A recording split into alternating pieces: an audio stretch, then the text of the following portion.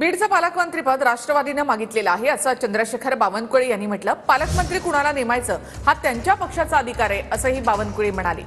अजित पवार पालकमंत्रीपद हे स्वतःकडे ठेवणार की मग मुंडेंना देणार अशीही चर्चा आहे। तर अजित पवारांकडे चर्चा करेन आणि तीनही नेते एकत्र बसून निर्णय घेतील असं सुनील तटकरे यांनी म्हटलेलं आहे।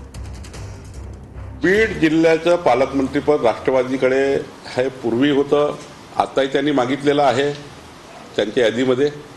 आणि त्यांना जेव्हा ते जाईल त्या ठिकाणी पालकमंत्री कोण नेमायचा अधिकार त्यांच्या पक्षाचा आहे, त्यामुळे त्या पक्षाने निर्णय करायचा आहे। कारण शेवटी हा अधिकार मुख्यमंत्री दोन्ही उपमुख्यमंत्र्यांचा आहे, तर एकत्रितपणाने बसून त्या संदर्भामध्ये निर्णय त्या ठिकाणी घेते। पक्षाध्यक्ष म्हणून ज्या वेळेला चर्चा करायची आहे त्याला जरूर दादांच्या जवळ या विषयावरती मी चर्चा करेन। आमची पहिली पसंती ही राज्याचे मुख्यमंत्र्यांना आहे आणि जर मुख्यमंत्री नाही झाले तर अजितदादा झाले तरी चालतं, आम्हाला काही अडचण नाही। अजितदादा आमच्या जिल्ह्याचे पालकमंत्री झाले तर हा जिल्हा सुद्धा जसं ते स्वतःचा सारखा सरळ करतील अजितदादा सुद्धा करतील, कारण अजितदादांच्या हाताखाली मी काम केलं।